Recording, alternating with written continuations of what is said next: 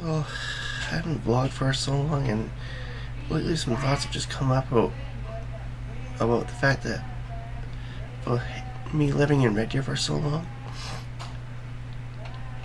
but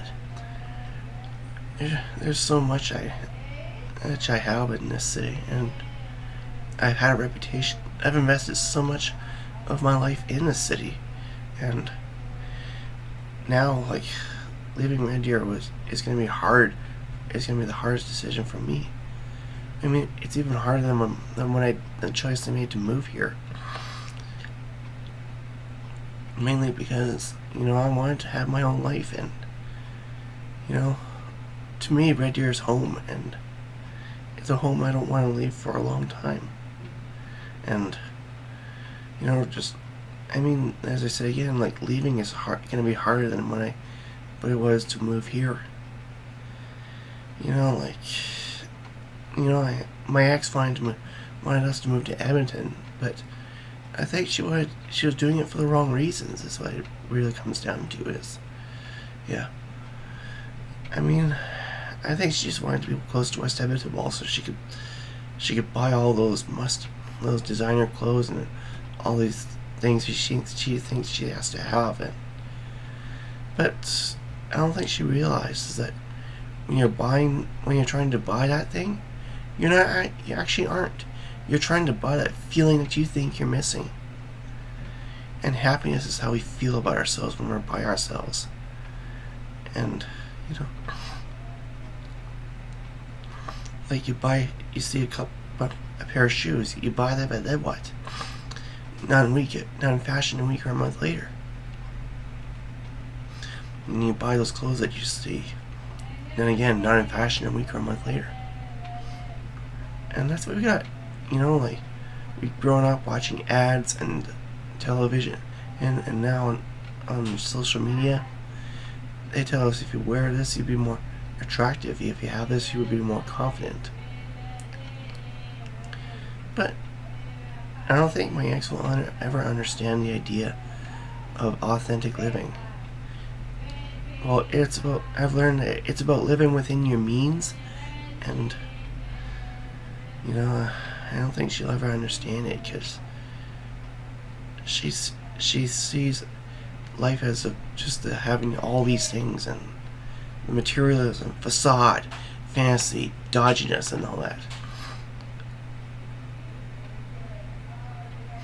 Yeah, and unfortunately, she's just not very realistic, and I think she felt her relationship was a dead end because all she wanted to care about was sex and have all those things, and I don't think she'll ever understand it, and because she keeps on having these compulsive thoughts in her head that if she does this, she'll be happy, but fame, glamour, money, sex, none of those things will ever make us happy.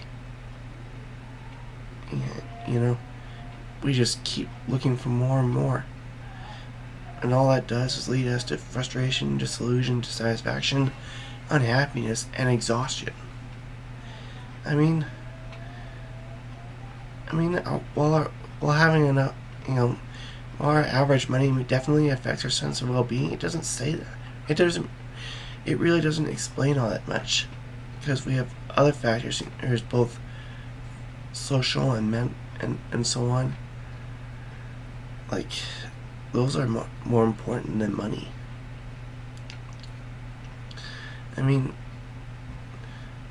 Living inauthentically is a no-win situation, as I've learned much to my own dismay. And yeah, I don't think my ex will ever understand. But now I'm living with Kelly, she understands me, and she'll not sell for anything less. She knows what it's like just to live under your means, and and it's more unconditional too. And that's what I need, is an unconditional love. But my ex wanted to have all these things, like the smart TV, all those clothes and all the things she's had from her childhood and all that. Well, then but like, you may think that those things will make us happy, but instead we end up finding ourselves wanting more, and that's definitely not the way to go.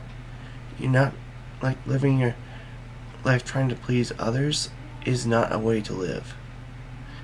And I don't think my ex understands that. So, anyways, I'm done talking.